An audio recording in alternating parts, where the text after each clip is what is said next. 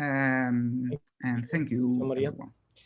Let me also thank you because you did a lot of work, an incredible amount of work. You led us through all this painful process that a conference can bring. And thank you very much. You did it excellent, as usual. So it's a pleasure to present Carole.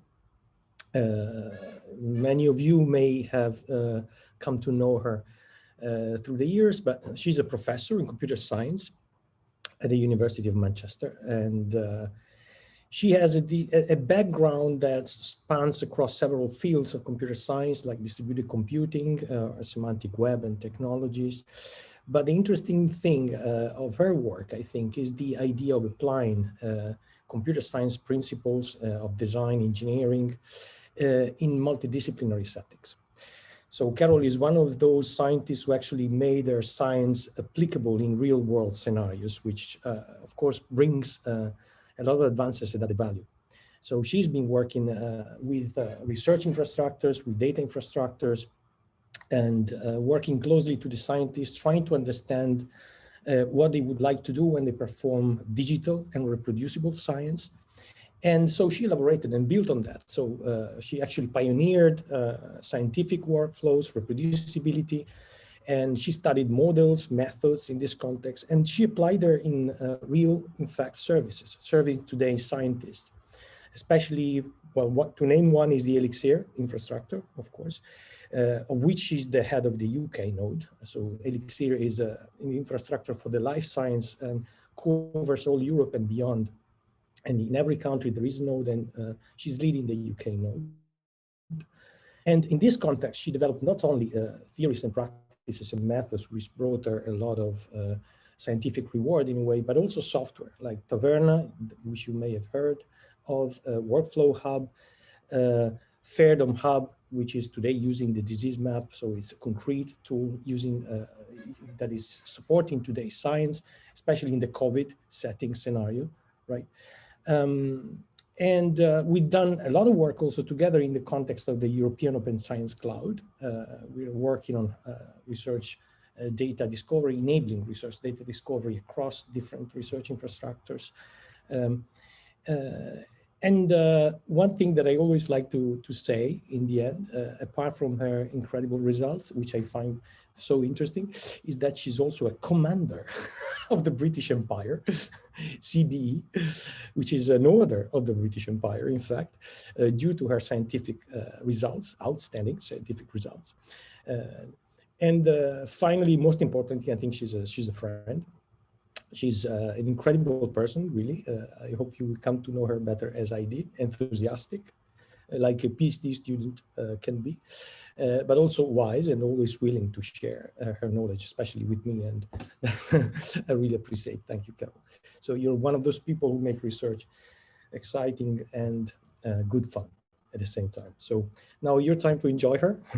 I know her very well. So the floor is yours, Carole. Thank you very much. And what a wonderful introduction. I'm going to have you present to my head of department in future, because as you say, I have spent a lot of my time doing infrastructure, and I will mention that. And some would say I've sacrificed my academic career on the altar of being useful to researchers. Yes, I am a commander, and that just means that if 6,000 people die, I become queen. But that's a lot of people to go. Anyway, I hope you can see my screen. Can you see my screen, Paolo? Yes. Okay, excellent. Okay, so what I'm going to talk about is some work I've been doing for over a decade now on research objects. And let me give a little bit of context first, is that, as Paolo said, I work in supporting data-driven research across different scales and for different communities, notably the life sciences and biodiversity currently, but I've worked in many different areas, and also across the research data lifecycle from inception, creation of data, right the way through to its archiving. And I point out I work at the different scales because I work with researchers in the laboratories, but I also work at the institutional level. So I'm sort of champion of data at Manchester University, and also at the global level in large scale European research infrastructures and international infrastructures. So that's quite interesting because these are different scales, as those of you who are in scholarly communication will understand, and hopefully the work I'm going to be presenting will kind of fit with all of those ideas. So let's start with a paper, and this is a paper from a friend of mine, Rob Finn, and it's about the human gut. Doesn't really matter what it's about. It was published in Nature 2 or 3 years ago, and the key thing about this paper is that it has methods, source data, supplementary information, data availability information. If one looks at it, one looks at the fact that it has an enormous collection of reference databases that it speaks about. It has scripts, it has computational workflows, it has standard operating procedures of lab protocols, it has methods. So it is both data and methods as well as the publication. And if one drilled down into this, you'd actually get into the nuts and bolts. This is where the methods are actually sitting. They're scripts sitting on a GitHub somewhere. This is from the EBI. This tells us something important, which is that objects are the outcome of research, not just papers. So research outcomes are much more than just the publications and even the data that we're all familiar with in the new era of open data and open science. It's also the computational scripts that you did, models that you may have done, standard procedures in order how to collect the data and so on. And these are all first-class citizens of scholarship, and they're all necessary if one is really to understand that paper, and if one is in particular to be able to be convinced about it, either to reproduce it or to use some of the methods that they've used. And this information is the information that we require to make FAIR, and I'm sure that most of you know what FAIR is. And I say FAIR plus R here because it's FAIR plus reproducible. So that's findable, accessible, interoperable, and reusable. And I will mention that a little bit later on. And we've seen recently, in particularly at the European level, but elsewhere as well, a movement away from just thinking about data and just thinking about publications and thinking about FAIR digital objects. So, for example, the Research Data Alliance has been working on this, the European Open Science Cloud, which is very big in Europe as a significant infrastructure for digital research or data-driven research, as quoted and stated about the importance of digital objects. And also recently, the OECD just published its recommendations on public access. And it's no longer just public access to data, but public access to data and software and scripts and workflows. And these are explicitly stated. So just to remind us all about FAIR, so when we're talking about FAIR digital objects, we mean findable, accessible, interoperable, and reusable. And I don't expect you to sort of consume this immediately if you don't know what FAIR is, but this is a handy picture for those of you, a cheat sheet for FAIR. It basically says we must be able to have identifiers for things, we must be able to have metadata, we must be able to access things with licenses, and that availability of the metadata always has to be there, even if the data disappears. We have to use standard vocabularies, and we have to have good usage licenses and provenance, know where things came from. So it's basically using identifiers, standards, and making things accessible through licensing is really what it comes down to. But the key thing here, FAIR, is about that this should be, in order to be able to support machine accessible information. I didn't put that explicitly on the slide, but that is the purpose of FAIR. But that isn't really my my big discussion point here. What I really want to talk about is these objects. So each of these objects has its own metadata and its own repositories. And this is an ecosystem that we are operating in. So workflows, we have workflow repositories, models, we have model repositories, and so on. And this is all the right places for these things to go. What happens, though, is that when one is doing research, you have all of these different things, you have all these different things going on, and it's all nicely contextualized. It's all nicely unified. You know who the researchers are, you know what their specimens are, you know what their instruments are, the samples. And then when you come to actually disseminate this in a scholarly way, you split it all apart and deposit it into the different repositories, and then you bury the information into a PDF in a figure in the PDF, and so you completely lose all the context, and it becomes again very fragmented, and you've lost all that semantic linking. And so what we do in research is a lot of the time is we putting it all back together again, which would be a pity. So why don't we try to keep it all together? And so that's the kind of thing that we're trying to do in research objects, trying to keep things together that were together at the beginning before we split them apart in order to be able to operate across this kind of ecosystem. So I said I've been having fun and games in this for a long time, and for a long time I've been building systems that kind of were working towards this. This is an early system still going, that we're about to kind of retire it, I suspect. Called My Experiment, which was specifically for publications like this publication in the biodiversity world, had, here are all the data files, here are the computational workflows and the scripts, here are the links to external data sets that back up that publication. In fact, we have a new My Experiment sort of 2.0 is now being developed. So we've been doing this a long time. And since 2008, we've built a system for systems biologists called FAIRDom, which now underpins a lot of our infrastructures. This is a FAIRDom Hub, which is a publicly and freely available platform. And here again, we have a paper, which is a systems biology paper. And on the right, you can see that in the FAIRDom Hub, it has all of the components that back up that paper and were part of the research that led to that paper.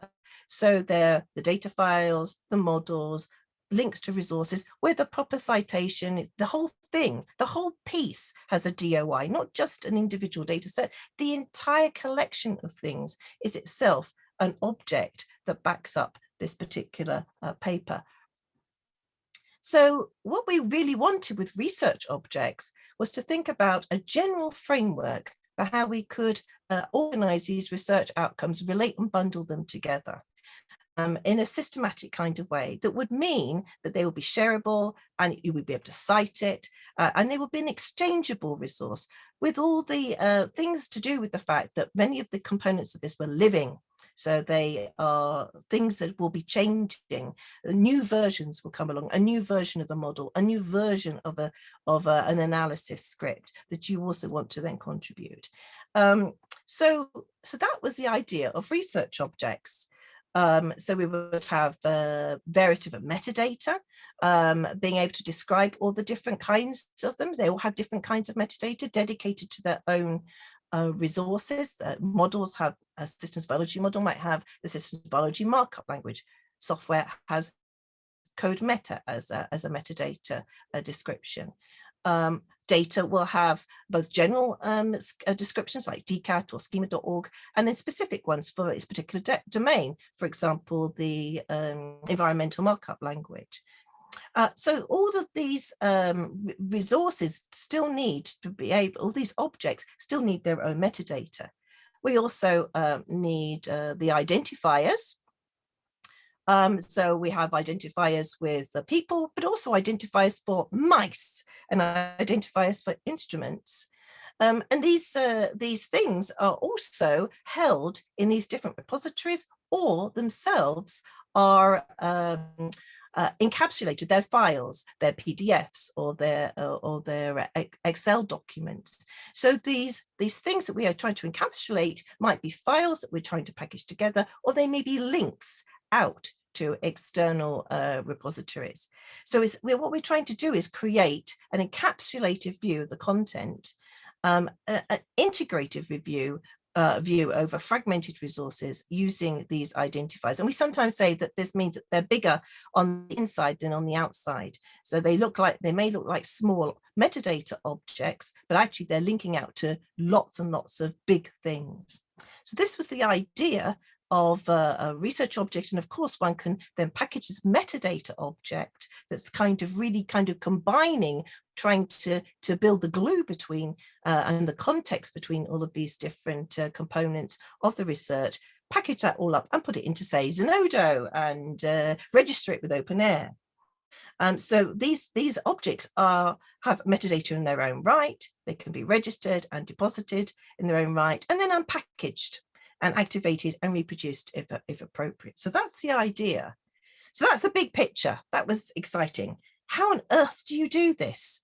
What's the small picture? What's the actual practicalities of trying to do this kind of big vision for changing how we think about our research and thinking about it as collections of objects that we put together? Well, for the last decade, we've been developing this framework called Research Object. So since about 2010, and it really is a standards-based metadata framework for attempting to do this, for bundling these resources so that they have the context of metadata about what they were doing, what were the experiments about, into these citable, reproducible packages.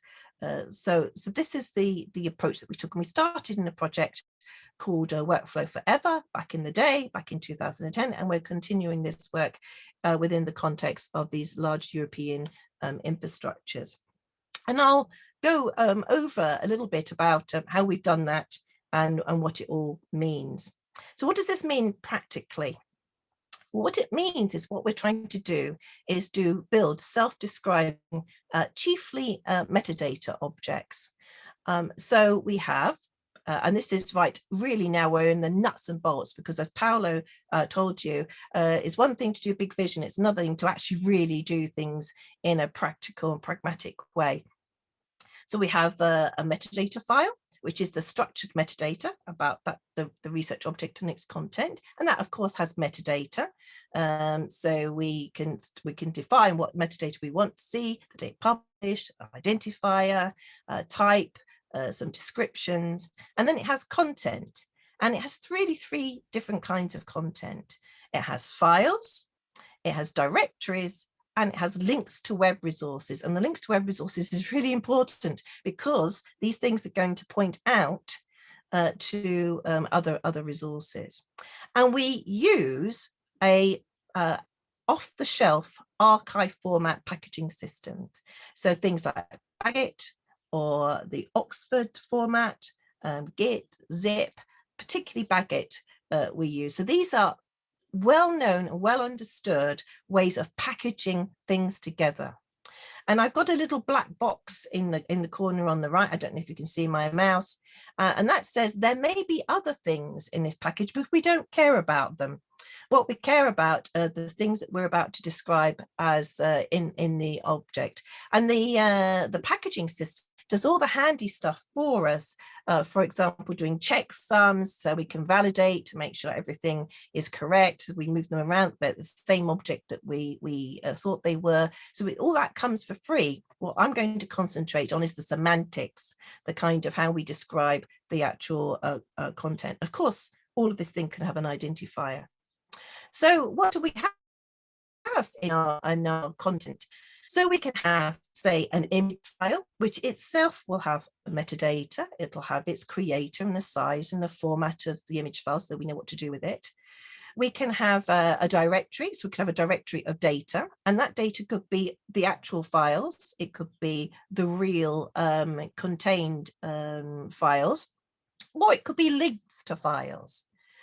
And then we can have links to other resources. So for example, a link to GitHub for the script, or a link to Zenodo for the PDF.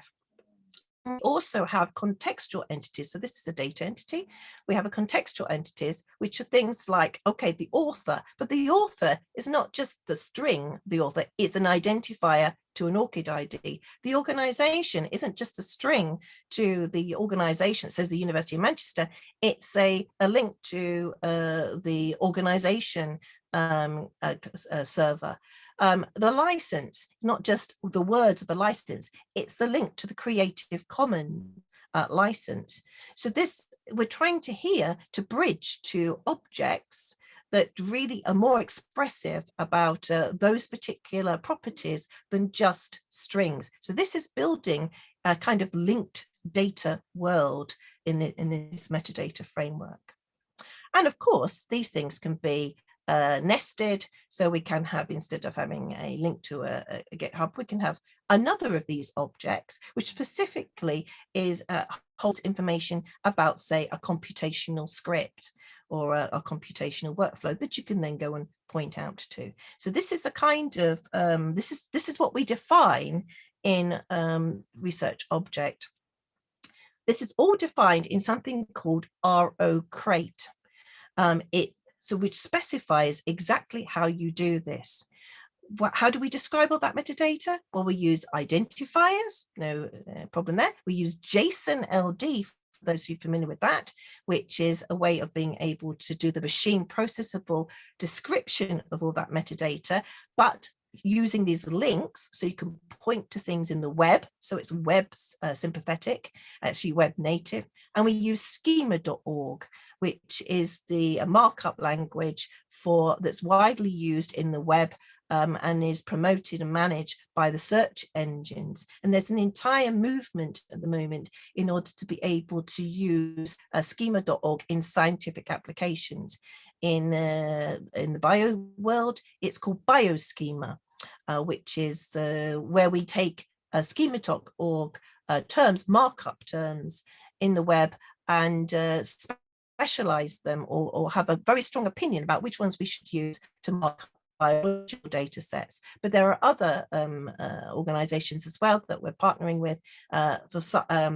Science Schema is another.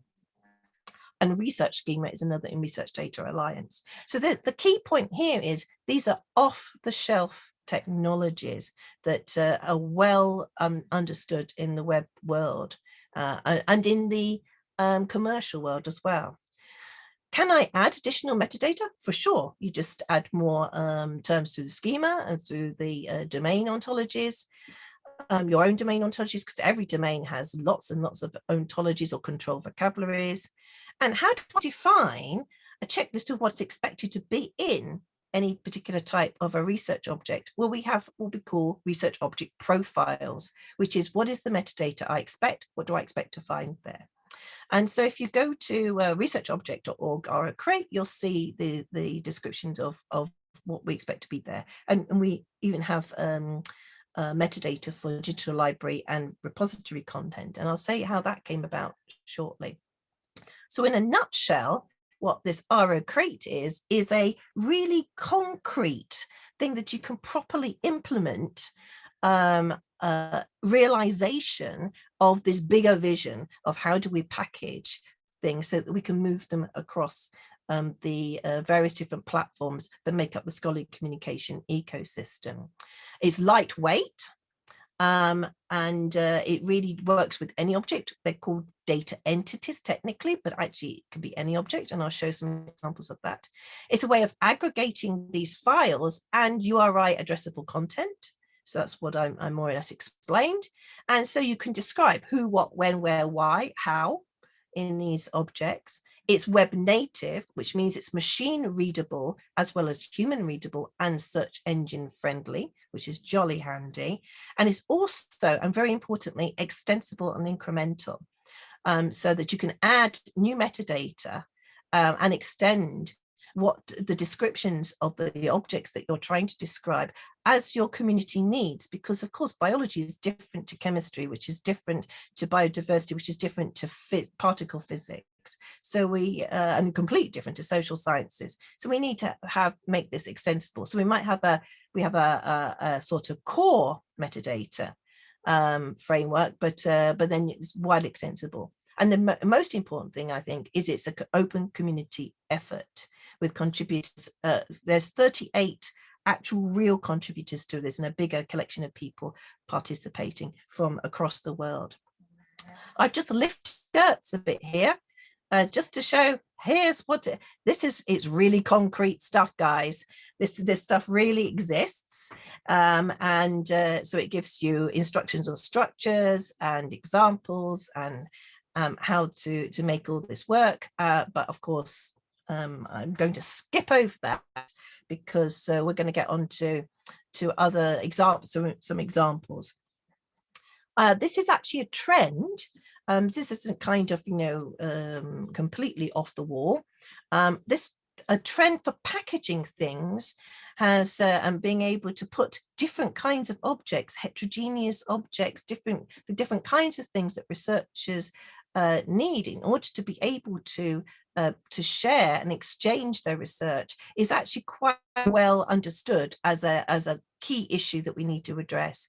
It comes from community specific. So the top picture is from the systems biology community, who developed something called the Combine Archive, which does it specifically for systems biology and systems medicine. So again, it's a way of describing metadata, is describing the metadata of the different objects, but how they all combine together. There's also publisher specific approaches. For example, eLife's reproducible document stack project is along these lines, and also platform specific. For example, Data One in the US has a data packaging approach, which is very similar. They all have the same sort of idea, which is this idea of metadata around the package as well as metadata on the objects in the package. But what we did in research objects is we tried to make something that was platform independent and publisher independent and community independent. So let's get into some concrete examples so you can see what on earth I'm talking about.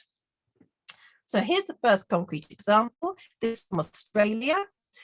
Is the Paradisic resource, which is an archive for digital resources for the endangered cultures. It's a language archive, actually, particularly. It's trying to collect information and recordings of the different various different indigenous languages that are endangered.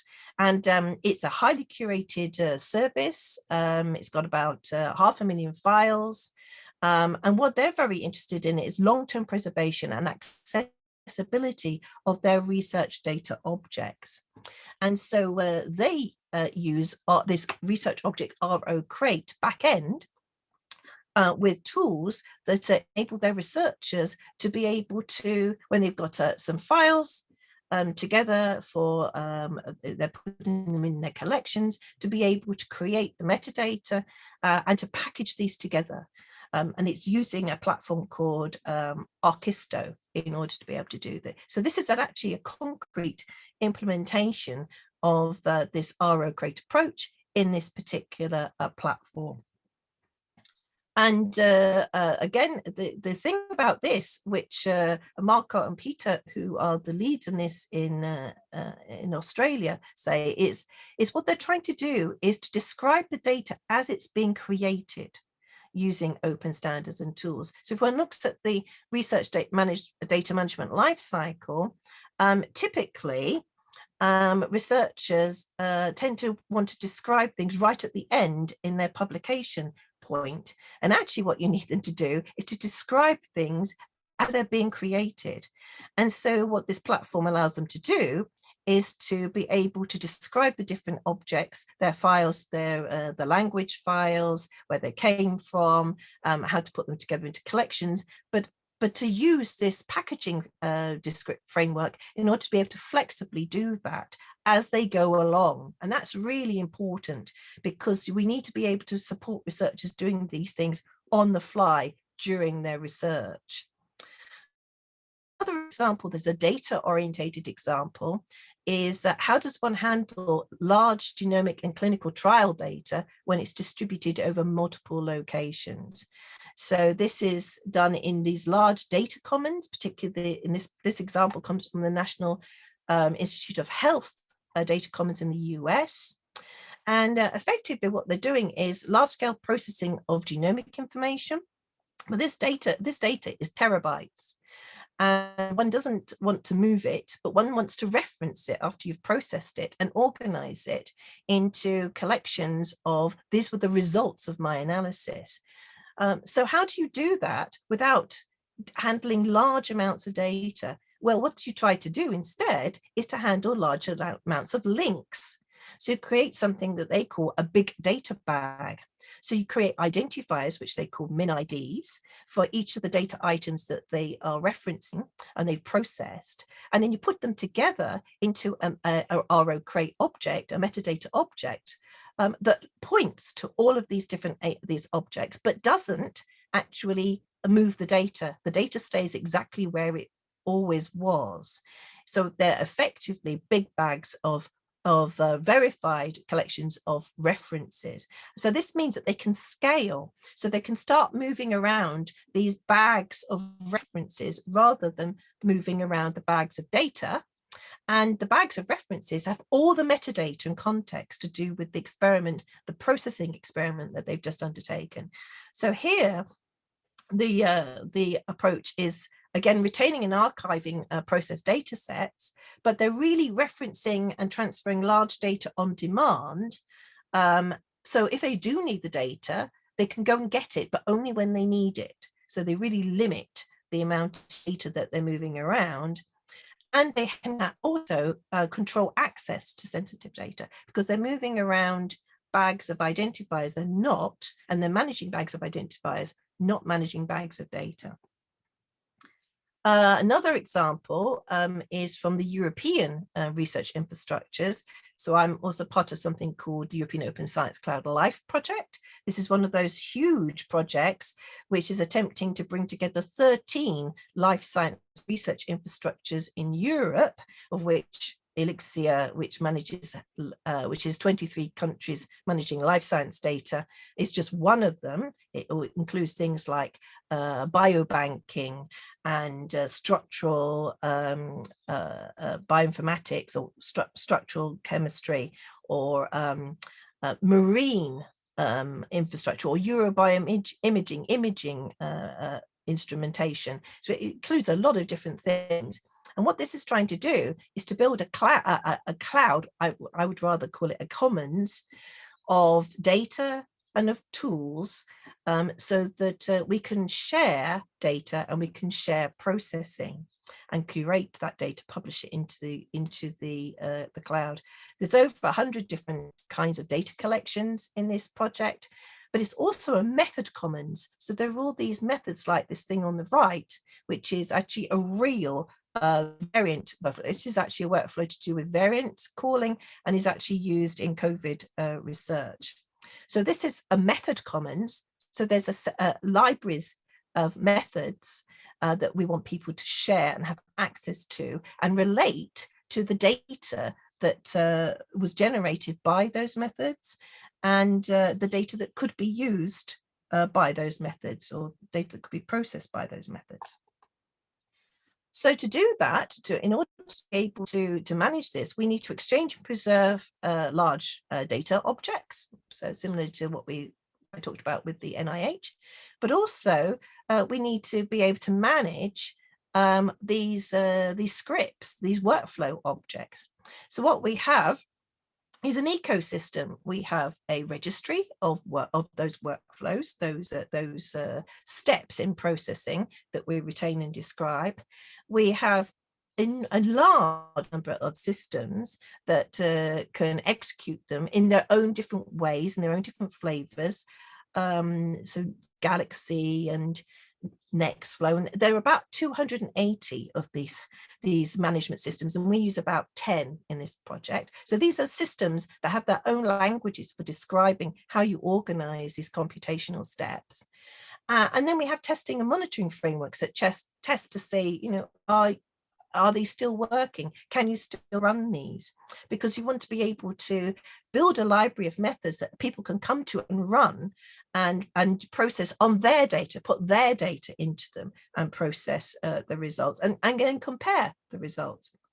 So we want to be able to interchange and steward and record these methods, and we need to port them, and they need to be made reusable and reproducible because we want to share them so that people can then apply them to their own data. And these are workflow objects. Here's the library called Workflow Hub. It's actually built on the same platform as our Fairdom Hub. And so this is a workflow called Verify. This is actually a COVID processing workflow from the European Bioinformatics Institute.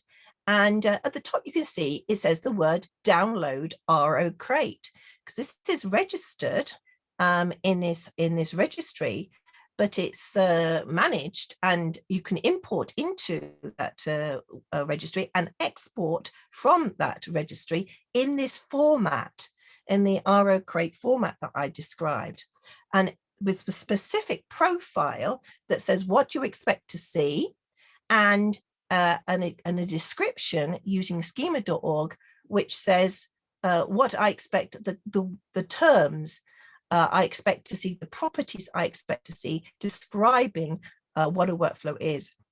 And we use this to move things across different kinds of workflow systems that are independently built and independently run, and across this entire ecosystem of resources and systems that we have there.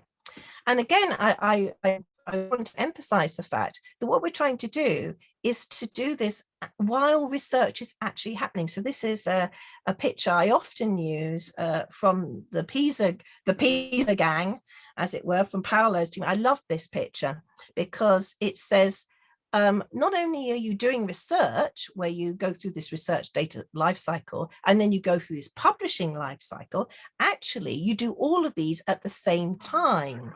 You do the research, you release it as it's being developed, and then you do more of it, and then you release it again, and you do more of it, and then you release it again. So we don't have a do it and release it and forget about it cycle. We have a constantly active churn of releasing, and we don't publish, we release research. So I think this is what we're trying to do with these RO crates, enable us to be able to assemble the objects so that we're able then to release them and share them, disseminate them, and then they can change. And the last couple of examples, the way to get really into this is to get things embedded into infrastructures. So there's now a move to get this notion of this packaging approach into big European open science cloud infrastructures, for example. And there's a couple of projects that are doing that. One, which has got this almost unpronounceable name, is using RO crate as an interchange format with integration into Zenodo. And another is using this approach in order to be able to release snapshots again into Zenodo to support earth sciences. So this is just examples of where we're going. And there are other examples that use Mendeley data and Seven Bridges, two different genomics platform for processing genomic data. Mendeley data, you all know, is a repository. Use it as an exchange format. The Food and Drug Agency in the US use it as a basis of standard, and so on.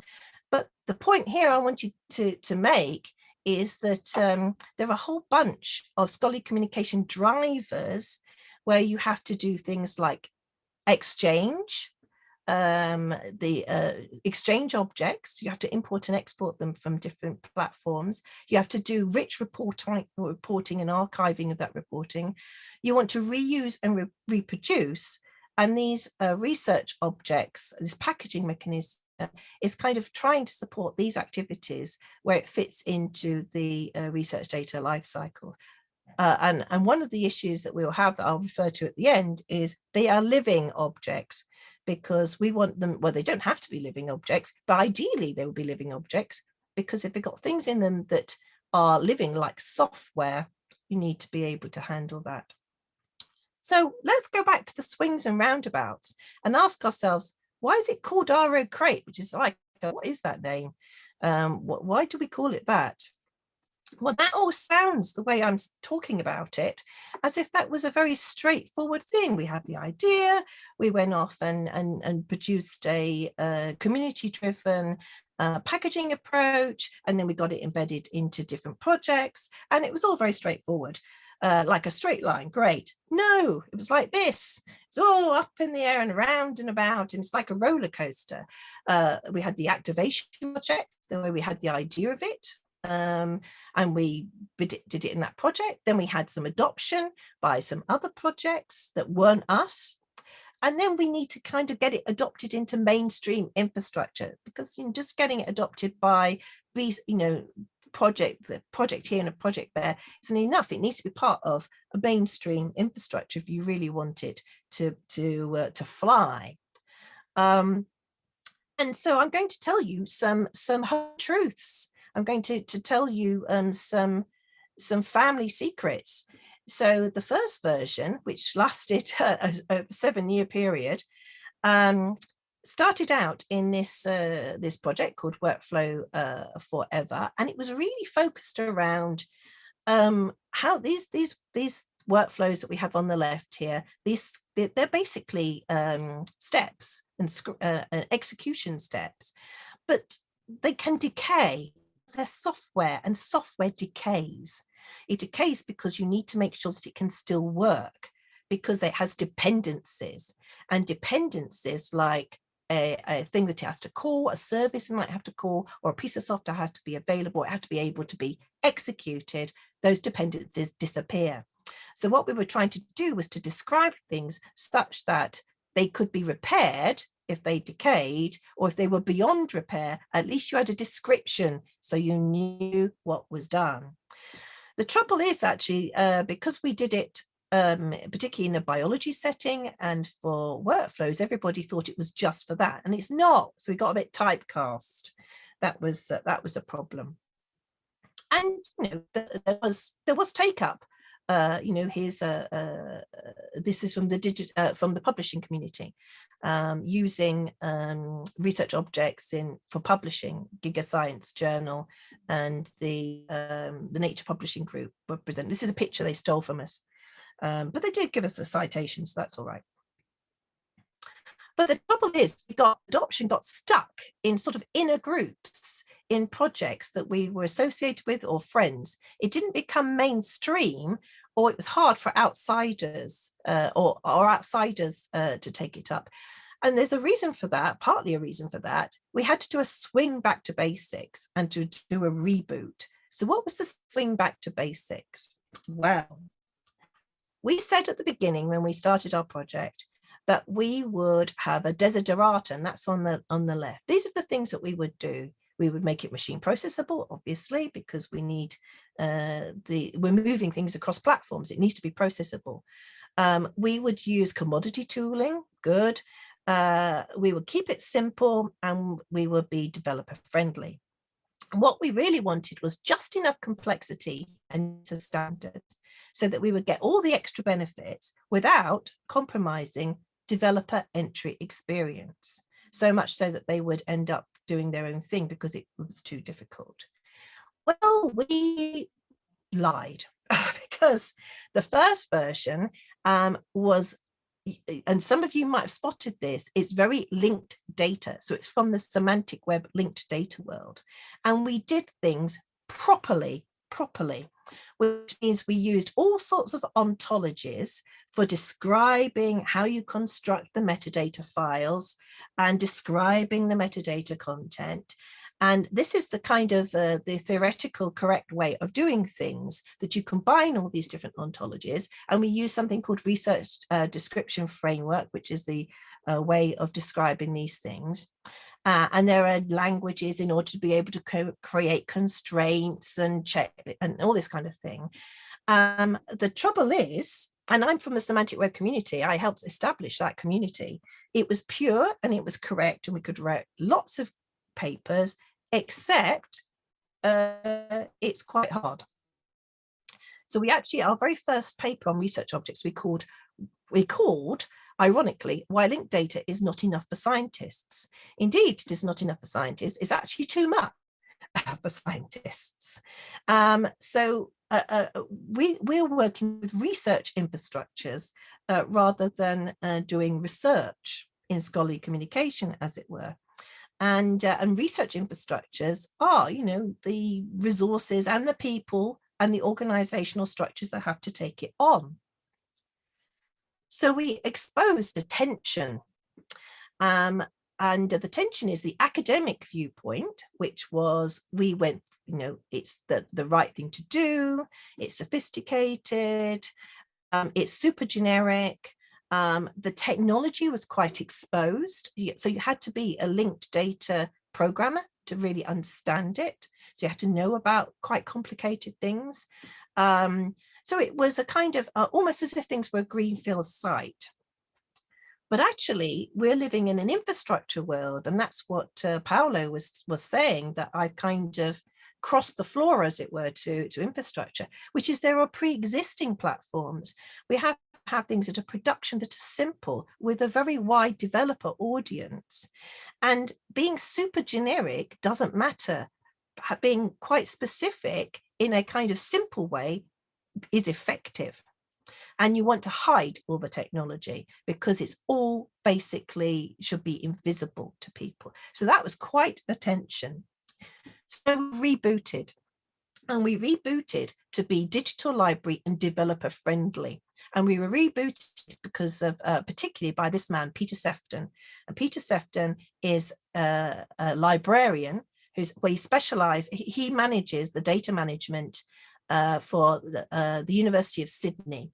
So he was a kind of a person in the field who really had to do this, who really had to package data.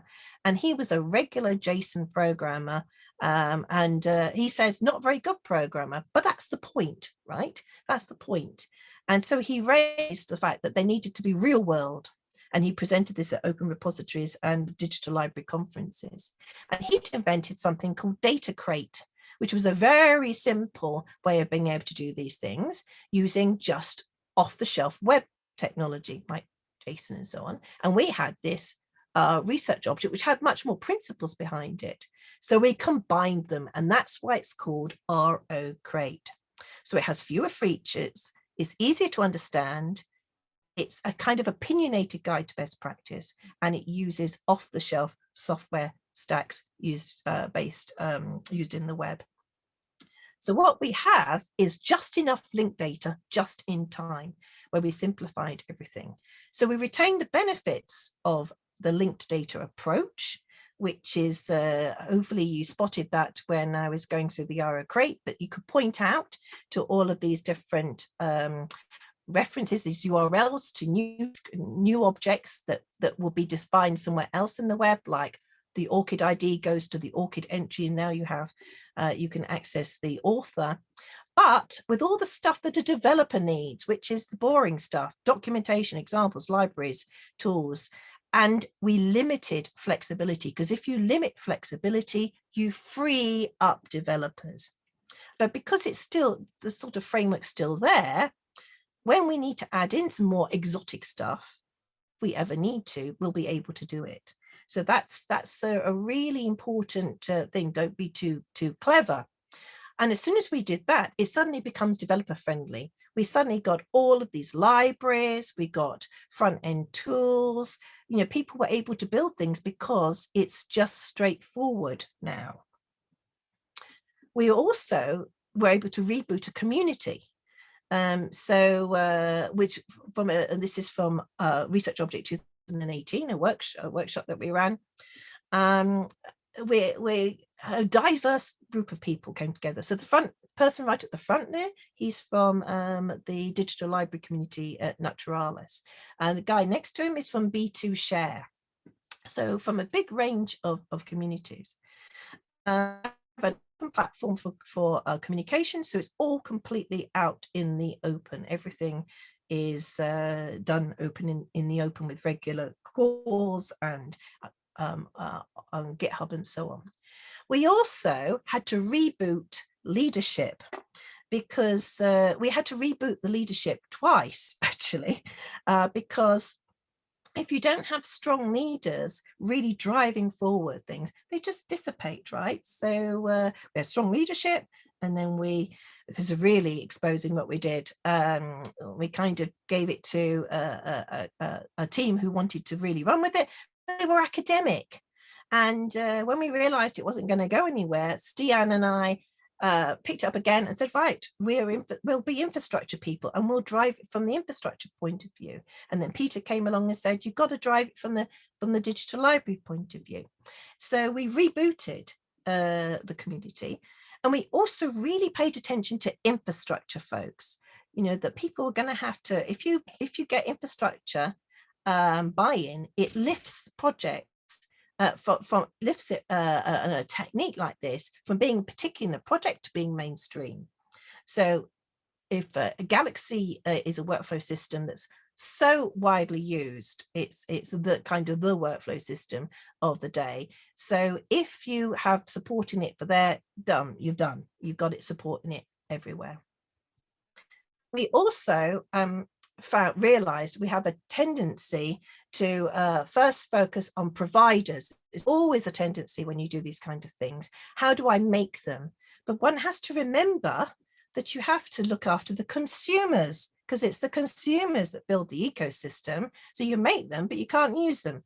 So, and that's a bit like building a roller coaster, but without any kind of support, which is what that image is trying to show. So what I wanted to really say here again, who are the different kinds of consumers? Well, archivists and library specialists, they know the importance of metadata and standards, and that they're keen on is like long-term preservation. So they need to know what specification is the most important thing, and how do I realize that, because the technologies might change. End users and developers are always having to handle legacy. So they have to be able to use this incrementally and extensively, because their repositories and their institutions are always lagging behind the curve. You have to figure out a way of how you can take it on in an incremental kind of way.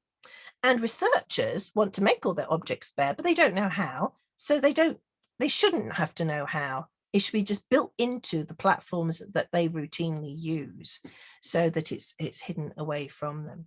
So basically, to summarize this piece, in order to be able to get something like RO Crate up and going, and to get this whole research object concept up and going, you need real problems with a community, real reference examples that people can chew on, real tools that they can just use in their own environment, best practice and guidelines for consumers of these as well as the producers, and it needs to be embedded into policy and infrastructures. And you need to go round and round and round and round this, getting more and more momentum and more acceleration. But you need all of these in place.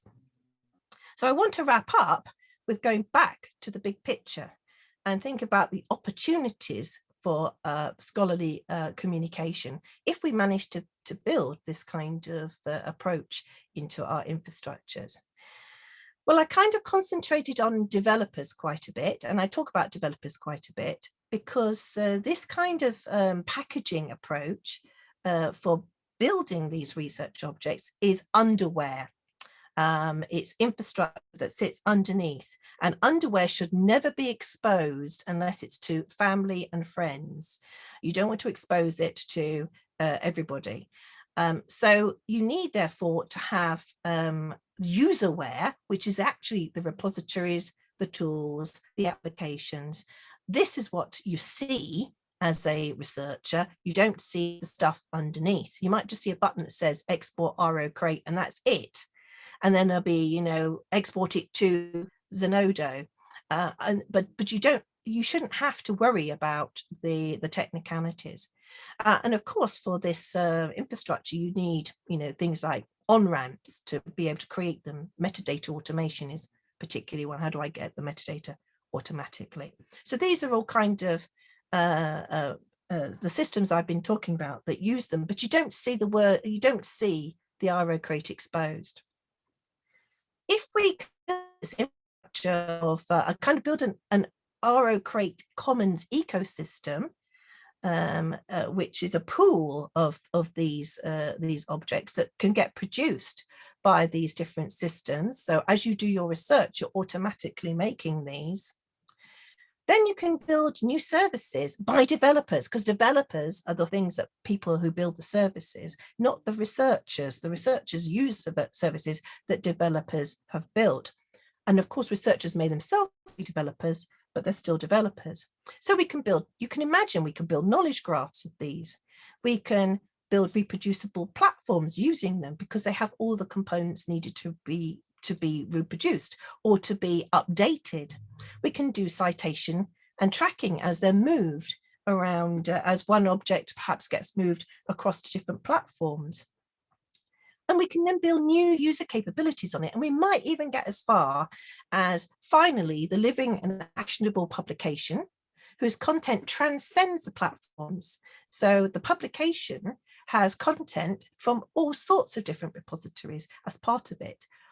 Or we could even build fair digital objects. And that's the last thing I want to mention. Oh, and of course, OpenAIRE could use these things, could take these objects and do wonderful things in its knowledge graph or its research graph in order to be able to do more for scientists.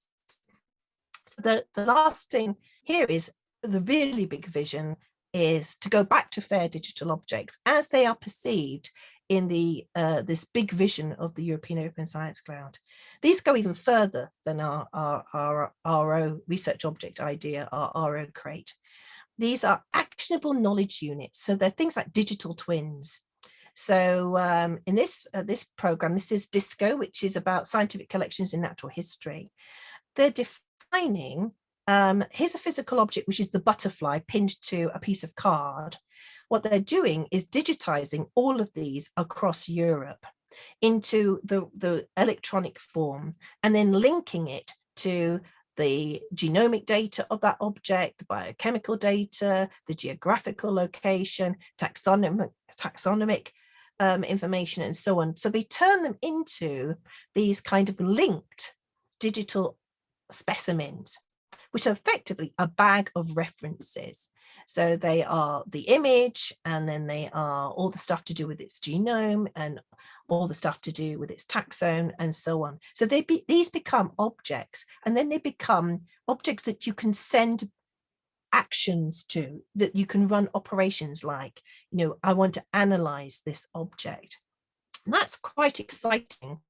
And this actually appears in quite a few documents now. It actually is a fundamental piece of the European Open Science Cloud interoperability framework. See the magic word there, fair digital object. So this is a kind of big vision. But of course, you have to make this work. So how are we going to make this work? And we have actually started to make this work because we are now combining two big activities. We're combining the fair digital object framework, that big vision. How do I, you know, make these things like a digital specimen that I can then, you know, send messages to, and it will talk to me as an electronic butterfly. But how do you make that really work? Because what really happens is we've got identifiers, and we've got descriptions, and we've got files. So how does that really work in practice? And how do you actually build the processing to create those digital objects when you've only got things stuck on bits of paper, butterflies pinned on bits of paper? So we've combined two infrastructures to do this. And so we're combining RO Crate with the concept, and we're going to see how that works out. So RO Crate will actually build the technical framework for this big concept. So of course, if we go back to FAIR, what does FAIR mean for this? Well, FAIR is quite hard to do anyway for just data. What does it mean for these kinds of things? Well, it's FAIR all the way down because these are objects with objects. They are objects that link out to other resources. So that means they're kind of unbounded and distributed. So a research object might be FAIR, but are the things in it FAIR? And they're living, so the things might change in them as I get a new version of something. So it's kind of more like analogous to FAIR software than FAIR data. So there's a lot of work to do with there. So this is my last slide. What I'm trying to enthuse you about is preparing for digital objects. Research objects are very practical. We do things very practical kind of way, and as basically mechanisms to be able to package all of these different components of science together in a way that is platform independent, and that we can get research infrastructures and the scholarly infrastructures to be able to actually support, because it's using normal stuff. It's using normal things like identifiers and files and links. And developer friendliness really matters. If you're going to make this work, it has to be developer friendly. But the big picture is perhaps one day we will be able to release digital objects instead of publishing papers. That's the big vision, and I doubt I'll see it before my retirement, but at least I can practically build a mechanism of going one step towards it, and that's what I've done. And so this is the our acknowledgements, and that's my talk, Paolo. Carole, thank you very much. Really extremely interesting. Actually, your presentation fits very well with the intention of the panel that we're going to have this afternoon. I'm not sure you'll be able to, I know you're so busy, but that's exactly what we had in mind when we thought about the evolution of digital libraries, how they go beyond their traditional boundaries of standalone systems for storing articles that were in the beginning, and now how they are extending and being embedded on large ecosystems of science and digital science. So we have time for questions. So is there anything or any questions coming from the audience?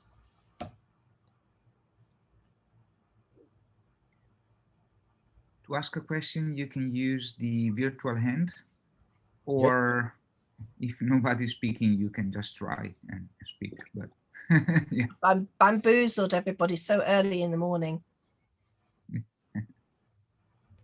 I will make all the slides available, so I'll send the link to Paolo. In fact, I'll put it into SlideShare. There's one question from Maristella. Oh, okay. Hello. Hello. Hello. Hello. Thank you very much for your talk. Very interesting.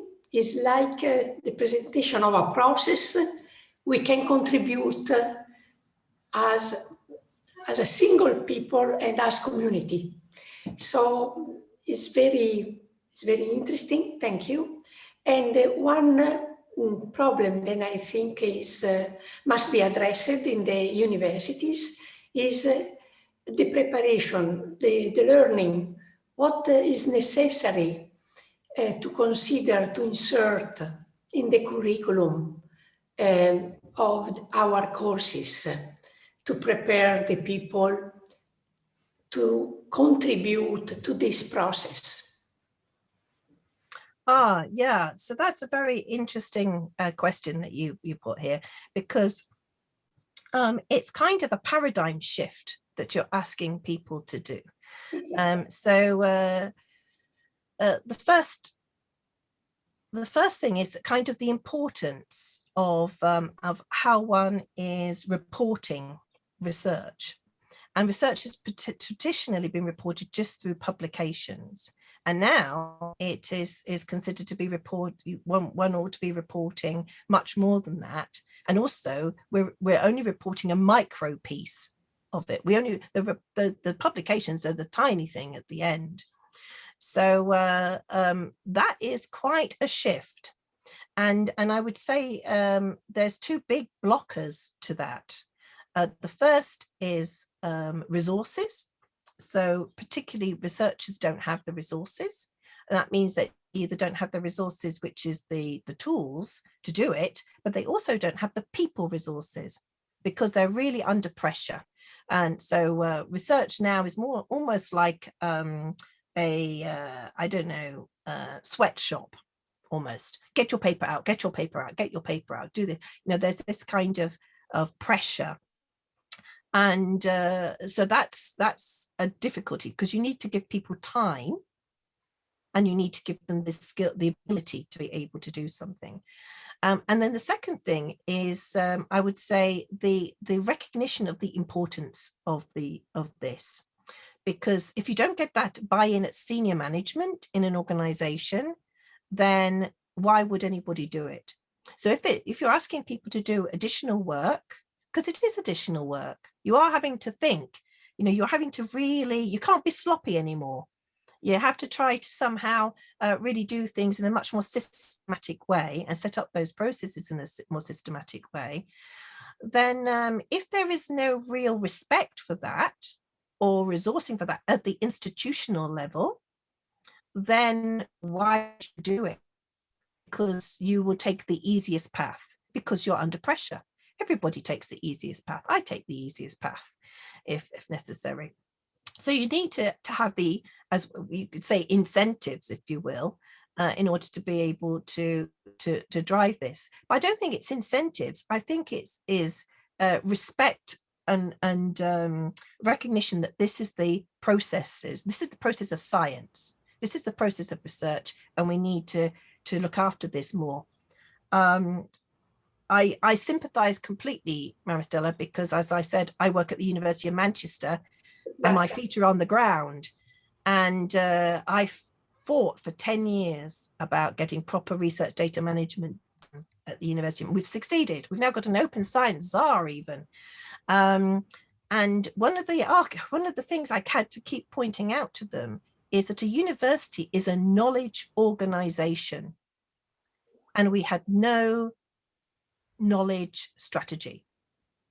So what's the point? We have a library strategy, which was at that time a collecting publishers, access to publishers and collecting papers. That's not a knowledge strategy. Not when you so if we're a knowledge organization, you'd expect we would have a knowledge infrastructure and a knowledge strategy, and that we would support that knowledge strategy, and we didn't. In which case we are just we're just 5,000 people in a buildings with a shared interest in car parking, because that's what a university becomes if you only have that. So and that was eventually the argument that kind of won, because they realized that knowledge is actually the commodity of universities. It's the only commodity of universities, and if you're not bothering to look after it, then what's the point? But we had to go through 2 chief librarians and 5 research IT directors before we got there. Yeah. And it's the same in all countries. Even the ministries are not capturing that and are not getting it. Things are changing though. So we had a few courses in open science for PhD, and the students were much more interested than we expected. So they picked up certain messages immediately. They started immediately picking up on certain tools. It's much easier for the youngsters, let's say, to pick this up. Oh, I think you're right, Paolo. And I think the students are fine. It's their lab managers and their professors that aren't.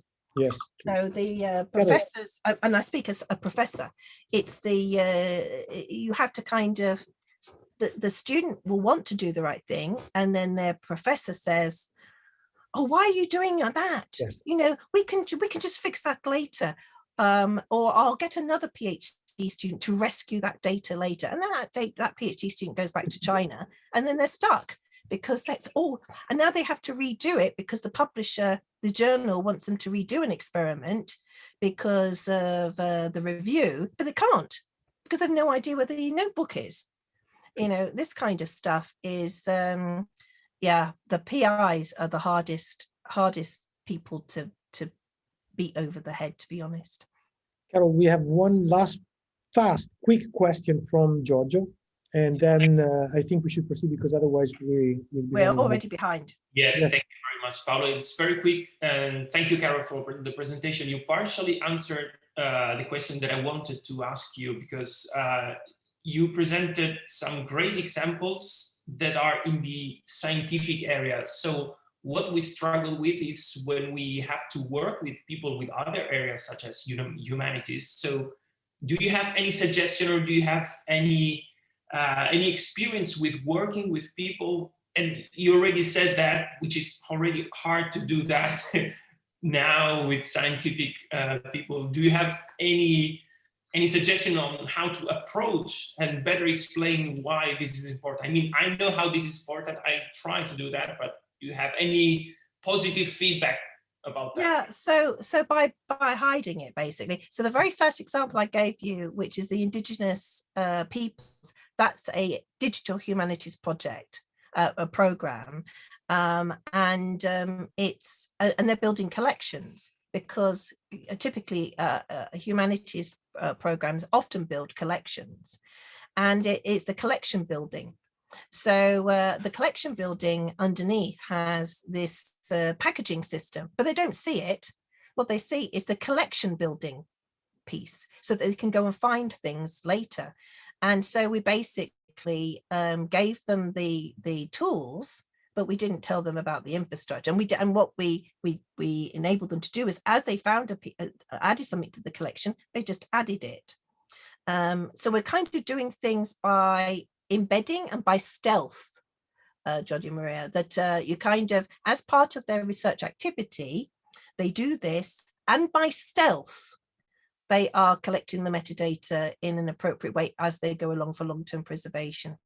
So that worked. So, but that means you have to understand the process, because you're saying where in the process of the research, what they're really doing, that they really drives them, what that is their real pushes their buttons. Can you intervene? So it's like an intervention that you can then introduce things. If you ask them now, go and put it all in a database, they'll just look at you and offer make coffee. But instead, you must think about, how do I do intervention?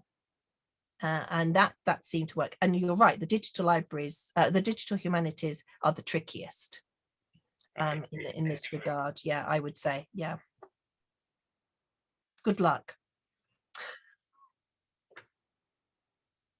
Carole, thank you very much for your time and the usual enthusiasm here. So, Gian Maria. Yeah.